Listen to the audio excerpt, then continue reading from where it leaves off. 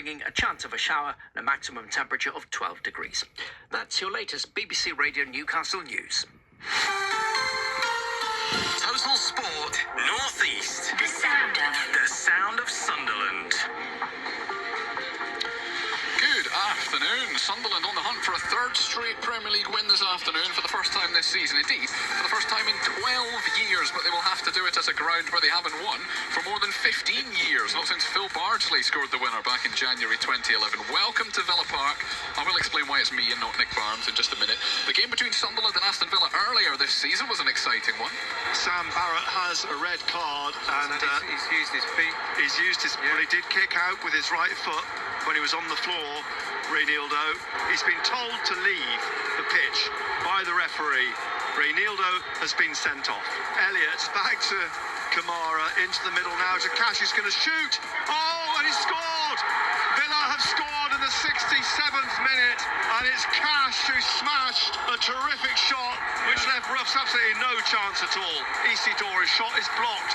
Out to Siddiqui, down to Talby on the left-hand side. Talby, the corner of the penalty area, comes out and shoots off the head of a defender. It's in the air. It's nodded in by Xhaka. Oh! Isidore has equalised in the 76th minute. Wilson Isidore, a lovely nodded header in from Xhaka, but Isidore to drive it under Martinez, and Sunderland are level.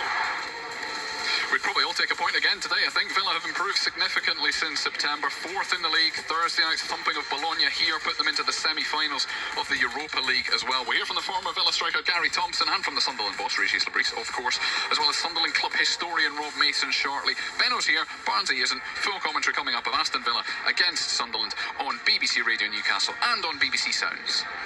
Total Sport North East. Colin White and Gary Bennett MBE. BBC Radio Newcastle. Good afternoon from a very sunny Villa Park, very sunny West Midlands. It is a little bit chilly, but it is not too bad, all things considered. The pitch sort of 3/4 in the sunshine, a little strand of shadow coming from this main stand that we sit in. Let's get the elephant in the room out the way. Nick Barnes is not here. I'm Colin White. Good afternoon, everybody. Barnesy is absolutely fine. He's at a wedding. He's at a family wedding this weekend, and he doesn't mind saying that. I asked him in advance if it was all right to tell people that, and he said yes. So congratulations to Aidan and Catherine, who got married yesterday in Barnard Castle, and there were plenty of Sunderland fans among the congregation, I believe. So I hope everybody had a wonderful day. I'm sure they did. But the one mainstay is Gary Bennett. Afternoon, Benno. Hello, Colin. How are you? I'm very well, thank you. Very well. Team news-wise, very quickly, Sunderland are unchanged. There was only a couple of possible or likely changes, I suppose. We pondered on Total Sport on Thursday and Friday night whether Dan Ballard would come straight back, and he is fit enough to be on the bench this afternoon. But it's testament, I think, to Luke O'Nien that he keeps his place. Yeah, indeed. And to be fair, there's no need to change a winning team. He's got a good understanding, again, in the heart of defence. But, especially after last week's display, they dug deep, and I think it was a professional job they done last week. Indeed, and even though there were 3 weeks in between them, it's 2 wins in a row. It's trying to get 3 Premier League wins for the first time in a long time as well. That's right, it's steady away, and it just goes to show you now, especially when you look at the bench, we've got strength in depth.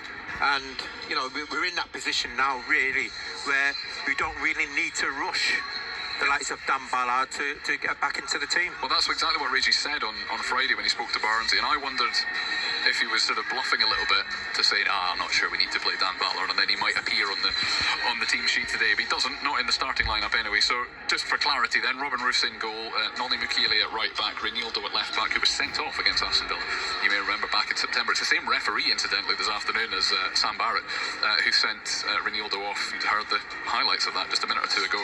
Luke O'Nien and Omar Alderete, the two centre-halves. Noah Siddiqui and Granit Xhaka in front of them. Chris Rigg wide on one side, Lefay on the other. Diarra behind Robbie. And you mentioned the bench being deep and strong, so it's Dan Ballard in for in for Jenson Jones. Harrison Jones is still on the bench. So Dan Ballard, Dennis Sirkin, who for the second week in a row is named as Sirkins on the BBC website, but Dennis Sirkin, Melker Elbor, of course, the goalkeeper, and then Hertrauda, Hume, Isidore, Mayenda and Talby. Couple couple of suggestions Talby might come in, but again, testament to Chris Rigg, and your point about not changing a winning team is the same at the back as it is up. Yeah, again, the likes of Chris Rigg has been excellent. He's getting better and better. He's developing. And, he deserves to be in the starting lineup. So it's the likes of Luke O'Nien. They would be unfortunate not to be in the starting 11, especially after their displays.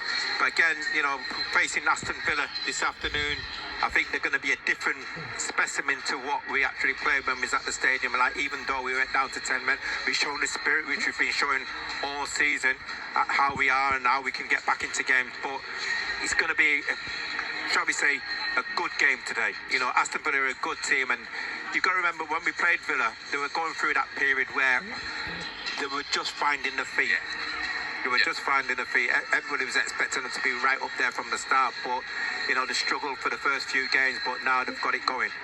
Yeah, they have. Well, it's funny, you can kind of divide their season into sections. They didn't start particularly well, certainly not in the Premier League, and that's the period in which Sunderland played them. And then they went on a run where they won 12 out of 14 in the Premier League, and suddenly, that propelled themselves up into the Champions League places, and they haven't fallen out of them since. They've only won 2 of the last 9 in the Premier League.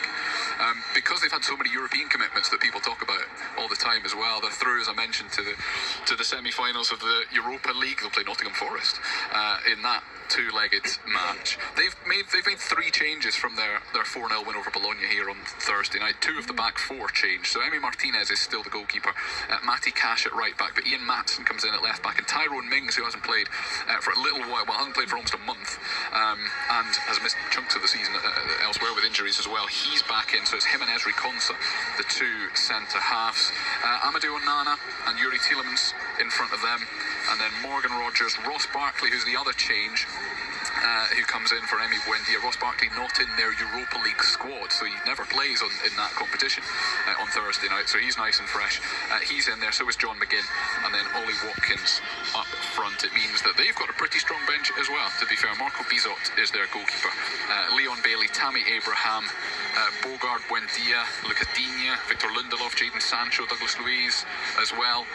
We'll talk to the Sunderland club historian Rob Mason in just a moment about sort of matches back in time against Aston Villa sides, but this is a very good Aston Villa team. As much as we can talk about Sunderland maybe winning 3 in a row and they'll go 7th in the Premier League if they win this afternoon, they are going to have to overcome a very good Aston Villa team. Yeah, definitely. So you just mentioned their strength in depth. You look at their bench and you're thinking, wow, we've got some players on the bench, and we haven't even obviously spoke about the lad Torres who played in midweek. He's not even on the bench, so maybe he's picked up an injury. But yeah, you look at them and they've got strength in depth, and it's going to be a good test for us today. But if we stick to what we usually do, to keep it solid. As the game goes on, we grow into the game, then, yeah, I think that it could be a very, very good game. Yeah, Pau Torres is the one who, one of him and Luca Digne, the 2 defenders not playing for Villa today, and Ross Barkley in there as well, as I say, for Emi Buendia. Let's say good afternoon to the Sunderland club historian, Rob Mason. Good afternoon, Rob. Good afternoon, Colin.